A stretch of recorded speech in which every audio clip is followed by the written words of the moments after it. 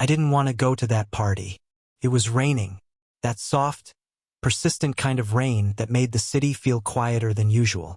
I had barely made it through the door of our apartment before she was already calling from the bathroom, asking if I'd remembered to bring my navy shirt from the dry cleaner. I hadn't, and I didn't have the energy to apologize convincingly. She came out 5 minutes later in a black dress that somehow looked too expensive for what she said was a casual work party. She was glowing. Lipstick, heels, her hair curled just the way she knew I liked it, and for a second I was stunned. Not in the "my girlfriend is beautiful" way, though she was. It was more like seeing her in a photograph from another life, sharp, glossy, and distant, like I wasn't supposed to be in the frame anymore. She tossed me my blazer. "Can you wear the charcoal one? The blue's kind of wrinkled." "I thought it was just your boss's birthday," I said. "It is," she replied, slipping earrings in without looking at me. "But it's hosted by the agency. Everyone important will be there. Please just try." She meant try to not ruin this for me. Though she didn't say it out loud. She didn't need to. I was already used to that tone. I hated that I was starting to understand her silences better than her words. So I put on the blazer. We took a cab down to the loft in Manhattan. Midtown East, high ceilings, exposed brick, some sort of art installation hanging in the entrance that looked like blown glass intestines. The doorman gave her a wristband without asking who she was. He looked at like I'd wandered in from the wrong building. The place was packed. Dozens of people in slim suits and trendy boots sipping gin cocktails and saying things like, "We should circle back next quarter." I felt out of place immediately. I was an engineer. I spent my days hunched over code, not pitching lifestyle apps to venture capitalists over canapes. She lit up in the room like a match. Within seconds, she was pulled into a group of coworkers near the bar, laughing at something I couldn't hear. I watched from the edge of the room with a drink in my hand, nodding occasionally at strangers I didn't know. One guy gave me a pity smile, the kind you give someone who's clearly standing alone too long. I kept my distance. I told myself I was being paranoid, that this was her world, and I needed to let her shine in it. But something about the way she moved that night, light, carefree, almost flirtatious, made me feel like I'd shown up to someone else's story and was being asked to hold the camera. She barely looked over her shoulder, not once to check where I was, not once to ask if I needed anything. I'd seen her work the room before, but this was different. It wasn't just friendly charm, it was immersion, like she forgot she brought someone. I finished my drink, got another. 20 minutes passed, maybe 30. I lost count. She was at the bar now, sipping something red from a coupe glass. A man I hadn't seen before leaned in, his hand resting on the edge of the bar just inches from hers. She laughed, harder than usual, and touched his forearm as she said something back. I watched her body language. She leaned in, tilted her head the way she did when she liked someone, when she wanted to be liked back. I told myself again that it didn't mean anything. I had no evidence. This wasn't a courtroom. But I knew her, and what I saw, it wasn't neutral. Then the music shifted. Slower now, smoother. A DJ up on the balcony transitioned into some kind of sultry R&B track, and the room thinned as people moved toward the makeshift dance floor. I wasn't watching for her at that moment. I had given up scanning the room every 5 seconds. But I heard her laugh, her real one, the laugh I used to live for, and I turned just in time to see her step into the arms of the man in the Berg *NDY jacket. He was tall, confident, clean-shaven with that slightly overdone stubble, like he wanted to look effortlessly rugged. He wore a gold bracelet and no tie. His hand rested low, too low on her waist. She didn't brush it away. They danced close, swaying slightly, talking the way two people do when they've crossed that invisible line between friendly and something else. She leaned her head closer to his. She smiled up at him. My chest tightened. I told myself not to be dramatic, that I was reading into it. But there are moments when your gut speaks louder than reason, and my gut was practically screaming. I watched for maybe a full minute. Felt like 10. Then I walked over. I didn't make a scene. I just touched her arm gently and said, "Hey, they're bringing out the cake soon. Figured you'd want to cut in before that. She turned, eyes slightly glazed. Maybe from the wine, maybe from something else. Oh, hey, she said, like I was someone she'd run into by accident. Sorry, this is Gavin. We were just catching up. Catching up. As if she knew him. As if I didn't need to ask further. Gavin gave me the kind of smile men give when they know you've already lost something and they've already won it. Nice to meet you, man, he said and extended a hand. I didn't shake it. We came together, I reminded her. More to hear myself say it than for her benefit. She waved a hand like she was swatting away a fly. Relax. It's just work stuff. Don't be weird. And with that, she turned back to him. That was the part that stuck with me the most. Not the dance, not the touch, not even the smile. It was how easily she dismissed me. Like I wasn't someone who mattered in that moment. We didn't stay long after that. Maybe 20 minutes. I told her I wasn't feeling well, and she rolled her eyes, but she obliged. In the cab, she scrolled through her phone, responding to texts with half smirks, never once looking my way. I kept staring out the window, the rain streaking down in crooked patterns. I wanted to ask her if she felt what I felt, that something had shifted, cracked slightly, that maybe tonight we stopped being us. But I didn't. I stayed quiet, not because I was afraid, but because I knew the answer. Her silence was louder than anything she could have said. When we got home, she kicked off her heels and stretched like nothing had happened. That wasn't so bad, right? She said, heading into the bathroom. I didn't answer. Later, she climbed into bed beside me, still glowing faintly from the night. She kissed my cheek like everything was fine. And maybe for her it was, but for me something had already broken. I woke up before my alarm the next morning, still in the clothes I wore to the party. My back hurt from falling asleep on the couch. I had told myself I just needed a minute to think after we got home, but I never made it back to the bedroom. She didn't come looking. I sat in my car outside the apartment for over an hour that morning. Engine off, windshield dotted with drops from the night's leftover rain. People walked past on their way to work, umbrellas overhead, earbuds in, oblivious to the guy sitting in a parked sedan replaying every moment from the night before. I wasn't just thinking about the party. I was thinking about all the other moments I had brushed off.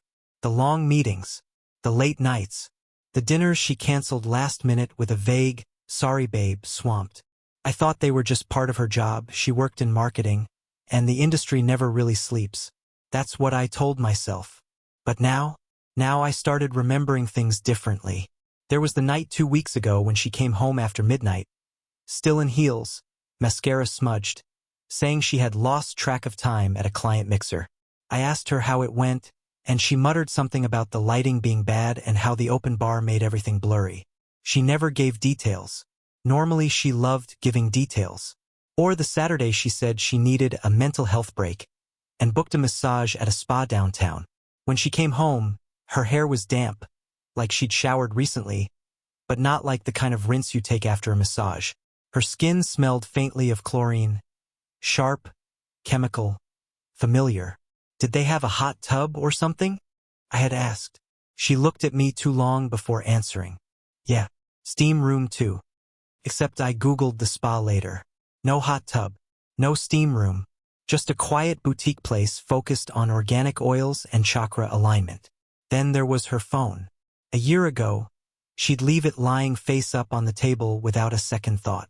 She'd toss it in the laundry basket when she changed after work or leave it charging in the kitchen overnight.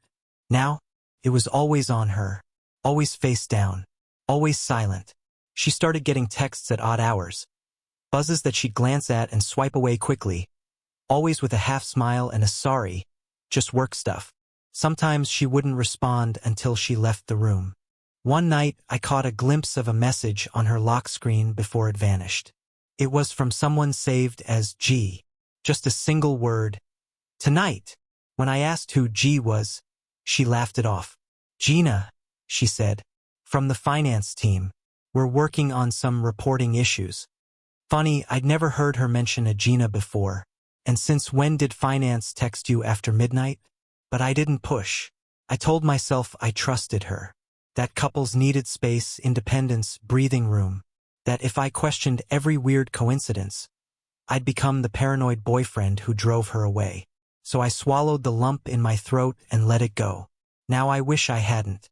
The more I sat there in my car, the more it all started to string together like knots in a rope. Each one tugged the next tighter. There was the new perfume she started wearing. Not the floral stuff she used to spritz on her wrists before dates with me. This one was sharper, muskier, more deliberate. I noticed it for the first time 3 weeks ago when she came home from a strategy session. I asked if she'd switched fragrances, and she gave me a weird look, like I'd caught her cheating on a test. "Oh yeah, it's just a sample I got in one of those subscription boxes," she said. Except I saw the bottle the next day on her dresser, full size. Price tag still on it. It was $140. And we weren't the kind of couple who spent that on scents without talking about it. Then there was her wardrobe. Subtle changes at first. A new coat here, a few more blouses with lower cuts. Heels instead of boots even when it was freezing. And lipstick, bright, bold colors that made her mouth look unfamiliar. I complimented her once. She smiled without looking at me. "Gotta keep it fresh for the clients," she said. But it felt like she wasn't talking about them. One night I got curious. She had fallen asleep early. Face turned away, phone on the nightstand, screen dark. I don't like admitting this, but I picked it up. Just to check. Just for a second. It was locked, of course. But she used to keep it unlocked around me. Or at least tell me the code. Now it asked for Face ID. Her face. Not mine. That night, I lay next to her listening to her breathe while I stared at the ceiling. I felt stupid. Not just for being suspicious, but for pretending for so long that I hadn't noticed the changes. I just didn't want to believe what they meant. Love makes you do that. Blur the edges of reality so you don't have to look directly at the things that scare you. But something had shifted. I wasn't scared anymore. I was tired. Tired of chasing moments of clarity in a fog of doubt. Tired of watching her slip further away while pretending I didn't notice. Tired of sitting quietly while the woman I loved became a stranger in slow motion. And I guess I was tired of being lied to. Even if the lies were soft and pretty and wrapped in lipstick and cologne and just work stuff. I started taking mental inventory of things I wanted to ask her. Not accusations, just questions. Real ones. Like, who was G? Really? What did she mean when she said, "It's just dancing"? Why did she keep treating me like a security guard she'd outgrown? But I didn't ask them that day. Instead, I went back upstairs, packed my laptop, and left for work like I always did. She was still asleep, or pretending to be. I stood at the door a second longer than usual before leaving. Something told me she knew I was watching her. Something told me she didn't care. That night, I sat in the parking lot of our grocery store for 20 minutes before going in. I didn't need anything. I just didn't want to go home yet. When I finally did, she was on the couch in her robe, scrolling through her phone. "Hey," she said without looking up. "Hey," I said back, and that was it. I went to bed early. She stayed in the living room, laughing quietly at something on her screen. I listened through the wall. At some point, I stopped wondering if she was cheating. I just started wondering when it had started, and how I missed it for so long. 3 days after the party, I came home in the middle of the day. It wasn't planned. I had left a folder on the dining room table, notes for a client presentation, and halfway through my lunch break, I realized I'd need them. Normally, I would have just asked her to send a picture, but she wasn't answering her texts. Not for the past hour. Not even the read receipts were showing up anymore. I convinced myself it was nothing. Her phone probably died. Or she was in a meeting. Still, something in me decided not to call ahead. I just drove. I told myself it was faster that way. Her car was in the driveway when I pulled in. That stopped me. She had told me that morning she'd be out all day in Queens, visiting a client's studio. Some kind of campaign development thing, creative teams and mock-ups and brainstorming. I didn't remember the exact wording, but I remembered her shoes. Black ankle boots she usually saved for nights out, and how she had mentioned she'd be out late. I cut the engine and just sat there. At first, I told myself maybe she had come home to grab lunch. Maybe the meeting was canceled. Maybe she felt sick. But as I reached for the door handle, a tight, quiet part of my brain, the one I usually ignore, said, "You already know." The front door was unlocked. That stopped me, too. We live in a building where the deadbolt is practically muscle memory. Neither of us forgets. And yet, today, wide open, I stepped inside. It was quiet. Too quiet. Not the usual hum of music she puts on while cleaning. No podcasts. No Zoom calls. Just silence. And then I smelled it. Not our smell. Not laundry detergent or the leftover candle she liked to burn near the TV. This was something sharper. Heavier. Cologne. Not mine. It hit me immediately. Something woodsy, musky. The kind of scent you don't wear unless you're trying to impress someone. The kind of scent that doesn't belong in our home. I stood frozen in the hallway, listening. And then I heard laughter. Faint. Muffled. But unmistakably hers. Coming from the bedroom. I stepped slowly toward the sound. I didn't want to. Every cell in my body begged me to turn around, to leave, to not open the door. But my feet moved anyway. I didn't knock. The door creaked open an inch. Then two. And I saw her. Sitting on the edge of our bed, wine glass in hand, laughing at something the man beside her had just said. It was him. The man from the loft. The Berg *NDY jacket was gone. But I recognized his face instantly. Smug, relaxed, with that casual slouch people wear when they feel comfortable somewhere. Too comfortable. Like this wasn't his first time. She didn't see me at first. She was smiling. Smiling like she used to with me before things changed. Her legs were crossed. Her posture relaxed. There was a second wine glass on the nightstand.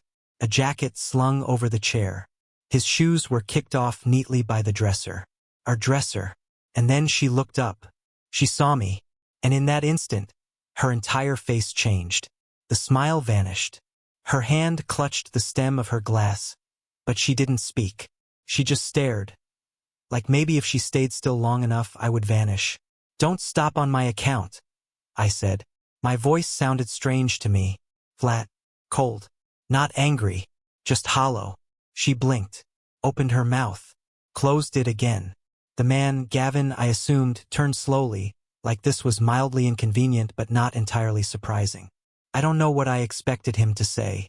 Maybe, "This isn't what it looks like," or some tired version of it. But he just nodded at me, like we were two guys crossing paths in the hallway. I looked at her. Her mouth finally moved. This isn't," she started. "Save it," I said. I stepped fully into the room now, letting the door open wide. I wanted them to feel how wrong it all looked. My presence in that room made it clear. This wasn't just a fling. This was a betrayal happening in the home we built together. In sheets we had chosen together. In a room where I had imagined growing old with her. "This was supposed to be work today," I said, staring at her. She opened her mouth again but didn't speak. I waited. She stood slowly, setting the glass down with trembling hands. "I didn't plan this," she said finally. "But you let it happen," I replied. Neither of them moved. The air in the room thickened. I could hear a siren in the distance, faint and growing quieter.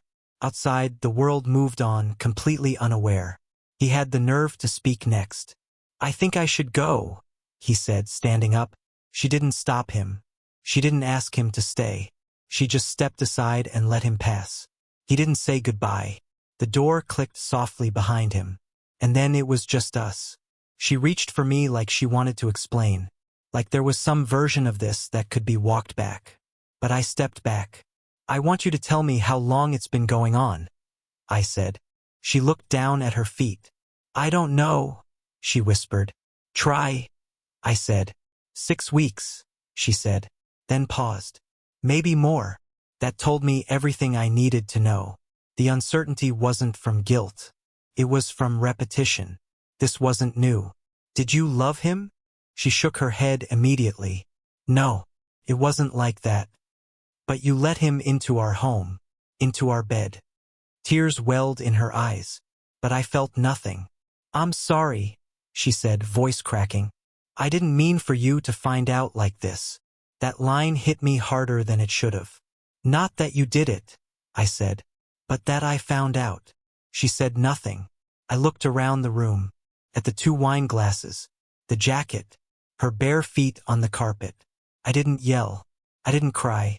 I didn't even ask why, because I already knew. She had already made her decision. She just hadn't told me yet. I turned and walked out, down the hallway past the kitchen through the front door. I didn't look back. She didn't follow. I stood by the car for a long time before getting in. The engine idled, but I couldn't bring myself to shift into gear. I sat there with my hands on the wheel, staring at the reflection of our apartment building in the rearview mirror. The life I thought I had was in that building. But the version of her I thought I knew, she wasn't. I don't know how long I stayed parked there. Long enough for the sun to move. Long enough to realize that no matter what happened next, nothing would ever feel the same. Eventually, I drove away. I didn't scream, didn't throw anything, didn't ask the questions you're supposed to ask when something breaks like that. Who is he? Why him? When did it start? Why didn't you stop? I didn't need answers anymore. They wouldn't fix anything. They'd just give me more words to carry around like bricks in my chest. So I left. Not in a blaze. Not with slammed doors or sharp words. Just walked out like I was late to a meeting. Like I wasn't leaving behind everything I thought I knew. I drove to my brother's place. He lived across town in a cluttered 2-bedroom with chipped paint and always a few dishes in the sink. He opened the door in socks and a hoodie, eyes still half on whatever show was playing in the background. Yo, he said. Everything good? I didn't answer right away. Just stepped inside, dropped my keys on the counter, and sat down on the edge of his couch like my body wasn't mine. He looked at me for a beat too long before the mood shifted. He muted the TV, grabbed a beer from the fridge, and slid it into my hand without asking. You don't look good, he said. I don't feel good. He didn't press, just sat down across from me, giving me time. Eventually, the words came out. Not all at once. Not the whole story. Just fragments. Walked in. She lied. He was there. Didn't even try to stop me. He didn't react much. My brother's not the dramatic type. Just nodded, like the universe had finally dropped the other shoe we were all pretending didn't exist. That night, I lay on his old pull-out mattress staring at the ceiling. Couldn't sleep. Couldn't think in full sentences. My phone buzzed every few minutes, her name lighting up the screen over and over. Texts, missed calls, voicemails. At first, I let them come. Then I silenced it. Then, after a few hours, I turned the phone off completely. I didn't want to hear her voice, not even a recording of it. The next morning, the silence inside me was louder than the noise from the world outside. I sat in the passenger seat of my brother's car while he ran errands. The city moved on like nothing had happened. Couples walked dogs. Kids waited for school buses. Radios played the same 3 songs on repeat. It was like I'd been cut out of the rhythm of life. Like I was watching everything from the outside of a thick glass wall. She texted again around noon. I turned my phone back on only to check a work message. But there it was. A new string of apologies. I'm sorry. It wasn't supposed to go that far. Please don't shut me out. I ruined everything and I know it. Please let me explain. I stared at the screen for a long time, thumb hovering over the reply button. But what was there to say? I wasn't ready to talk. And if I did, I wasn't sure I could do it without unraveling. Later that evening, I went back. Not to talk, not to forgive, but to get some clothes and a few essentials. She was waiting by the door when I arrived, like she'd been listening for my footsteps in the hall. Her eyes were red. No makeup. Hair pulled into a loose tie like she hadn't touched it all day. Can we talk? She said, her voice hoarse. I'm not ready, I replied. Please, just 5 minutes. I came for my stuff. That's it. She stepped aside slowly. I walked in without looking at her, heading straight to the bedroom. She followed, keeping a distance like she knew even her shadow was unwelcome. While I packed, she talked. I didn't ask her to. I didn't nod or make eye contact. She just started explaining anyway. rambling, breathless, like silence scared her. He doesn't matter. It wasn't about him. I felt like I was drowning, and I didn't know how to tell you. And when he showed interest, it felt like being seen again. But it was wrong. I know that. I knew it then too. I just didn't stop myself. I zipped the duffel shut. I love you, she said. I don't believe that anymore, I said quietly. She stepped closer. I took one step back. I need time, I added. Space. Maybe more than that. Her chin trembled, but she didn't cry. Not like before. As I reached the door, I set the house key down on the console table. It was a small sound, metal on wood, but it echoed in the quiet like a thunderclap. She noticed. Her eyes dropped to it. That was when I saw her face change. Like something final had registered. Please don't leave like this, she whispered. There's no good way to leave something that's already broken, I replied. And then I walked out. I didn't know where I was going. I didn't care. I just drove. For a few days, I moved like someone watching their own life on a delay. I stayed with my brother, showered, ate, went to work, but none of it felt like anything. Friends texted. A few called. I ignored most of them. Eventually, I told one friend, a mutual one, that we were taking time apart. That was enough to get the message across without diving into the details. But the questions started. Whispers.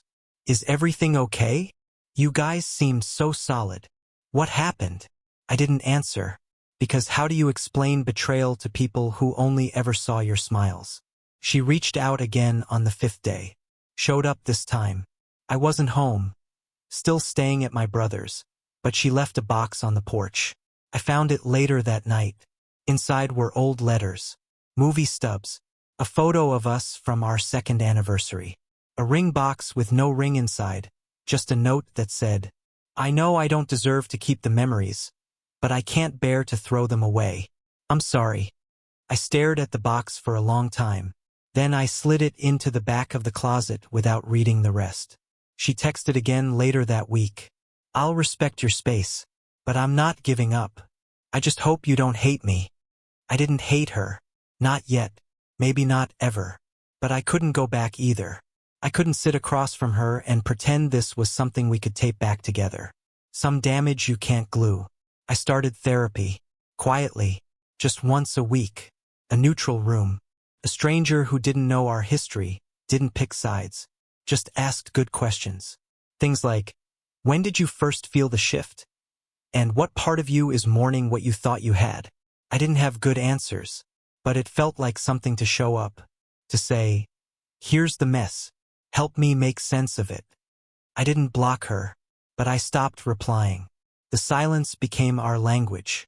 It didn't feel like power, felt like survival. Sometimes I'd scroll back through our messages from before, back when everything felt solid. Notes like, pick up wine? Or wanna order Thai tonight? So simple, so normal. Now they read like echoes from a different life. I wondered if she was sleeping in our bed, or if she'd moved to the couch, if she still listened to that playlist we made together, if she caught herself reaching for me in the middle of the night, only to find air. I didn't ask. I didn't want to know, because the truth was, she made a choice, and so did I. Mine was quiet, clean, without fire, but it was still an exit. It was a Wednesday when I heard his name again. I had almost gone a full week without thinking about him. Not directly, at least. My thoughts kept circling her. What she'd done, what she'd said, what it all meant. But Gavin? He was a shadow. An afterimage burned into my mind, but always in the background. Then I got a message from someone I hadn't spoken to in months. His name was Daniel, one of her co-workers. We weren't close, but we'd shared enough awkward conversations at holiday parties and office BBQs to recognize each other at the grocery store. The message was short. Hey, I heard what happened. I just want you to know, it wasn't your fault. I stared at it for a while before replying. Appreciate it. Didn't realize anyone else knew. His response came fast. People talk, especially when Gavin's involved. That made me sit up. Gavin. The name hung there like a sour note. What do you mean? I asked. Daniel sent a voice memo this time. I listened to it in my car, parked outside a gas station, half-eaten granola bar in my hand. His voice was quiet, like he was checking over his shoulder even though he was alone. Look, I'm not trying to make things worse, he began. But I figured someone should tell you. Gavin's done this before. Multiple times, actually. He's got a reputation, internally at least. No one talks about it officially, but the stories are there. He paused, then added, he gets close to women at work. Usually ones who seem vulnerable, stressed out, lonely. He starts off friendly, supportive, always says the right thing, makes them feel seen. And then he crosses the line. I could feel my hands tightening around the steering wheel. Daniel continued, there was this woman at our sister agency, Lisa, married, kids. Gavin was mentoring her. They got close. Her marriage fell apart 6 months later. Same thing with another exec, Jenna. She ended up leaving the company altogether. HR got involved after that one, but nothing stuck. He always keeps it just below scandal level. The voice memo ended with a sigh. I'm sorry, man. I don't know how serious things were with them, but knowing his pattern. It wasn't just a fling. He does this, and she's not the first. I sat there in the car for a long time, the memo playing on repeat in my head. He does this. It wasn't just about her anymore. It was about him, about the way he maneuvered, the way he inserted himself like a slow-acting toxin, the way he probably watched her at work, studied her rhythms, waited for a crack to show, then slipped in right through it. That changed something in me. Until then, I'd been treating the affair like a car accident. Sudden, chaotic, tragic. But now it felt more like a plan. Like someone had marked the route, studied the blueprints, and then picked up the wrecking ball. I couldn't stop picturing her in those early weeks. How she started getting distant. How her wardrobe changed. How her phone flipped face down whenever I walked into the room. How she'd smile when reading a message, but never say who it was from. It all lined up too neatly now. She hadn't fallen. She'd been pushed, and she hadn't pushed back. That evening I went for a run. I hadn't run in months, maybe a year, but I laced up my sneakers and just took off, letting the wind slap against my face and the cold sting my lungs. I didn't know where I was going, but I kept moving, like maybe if I ran far enough, I'd outpace the memories. By the time I got back, sweat-soaked and lightheaded, I felt different. Not healed, not even clear, but something inside had shifted. I wasn't helpless anymore. I wasn't sitting in the ashes. I was starting to see the shape of what burned. I texted Daniel again. Thanks for telling me. I needed to hear it. He replied just once more. You didn't deserve it. None of them did. The next day, I started writing things down. Not for revenge. Not for court. Just for me. A list. A timeline. Notes on conversations. I dug through old texts, emails, receipts. I looked at her calendar app, which she once shared with me for coordinating dinner plans. There were meetings that didn't make sense. Gaps that suddenly felt full. I even found a photo from the loft party, a group sh*t someone had posted on social. She was in it. So was Gavin. They weren't standing together, but she was looking at him. And the look on her face? It wasn't casual. It was familiar. The way she used to look at me. Later that night, I stood in front of the mirror and tried to see what had changed. Did I look older? Sadder? Dumber? But all I saw was a man still trying to understand how he'd lost something he thought was secure. It was easier when I thought it was just her. One person, one choice, one mistake. But now I saw the bigger picture. Pattern. A man who knew exactly what he was doing. And a woman who, even if she didn't see it at first, didn't stop it when she could have. The next time she texted, I answered. Just one message. I heard about Gavin. About the others. You weren't the first. I hope you were at least the last. She replied 5 minutes later. I didn't know. Not at first. I thought I could handle it. I thought it was harmless. And when it wasn't? I asked. There was no reply. I turned off my phone again and let the silence settle. I wasn't proud of the message. I wasn't trying to hurt her, but I wanted her to sit with the truth. The full truth. That she hadn't just broken my heart. She'd walked straight into the open jaws of someone who had done this before, and whether she saw it or not, she had chosen not to turn around. That night, I fell asleep without tossing. For the first time in weeks, I didn't dream about her. Didn't imagine them together. I just slept. In the morning, I made coffee. Sat by the window. The world still looked the same. Cars passed. Neighbors jogged by with their dogs. But I didn't feel like a ghost anymore. I was here. I was healing. Slowly. Quietly. But healing. 2 weeks later, we met at a quiet cafe by the docks. She looked smaller, drained. Like the weight of her choices had finally landed. She said she'd ended things with Gavin, quit the project they were on, and moved in with her sister. When I asked, she admitted it had started months ago. Texting, then lunches, then blurred lines. It wasn't just a fling, she said. It was a place to hide. I didn't yell. I didn't cry. I just asked why she didn't come to me when things got hard. She didn't have an answer, just sorries and silence. She asked if there was anything left to save. I told her I didn't know, because what we had, it wasn't here anymore. I got a short-term apartment, just me and my silence. No noise, no arguments, no lies. I started running again, reading books I'd abandoned, cooking for one without resentment. We didn't talk much, just occasional texts about logistics. Therapy helped. So did time. Reconciliation wasn't on the table. I was rebuilding alone this time, and maybe for the first time I felt like I was doing it right. Not with her, not for her. For me.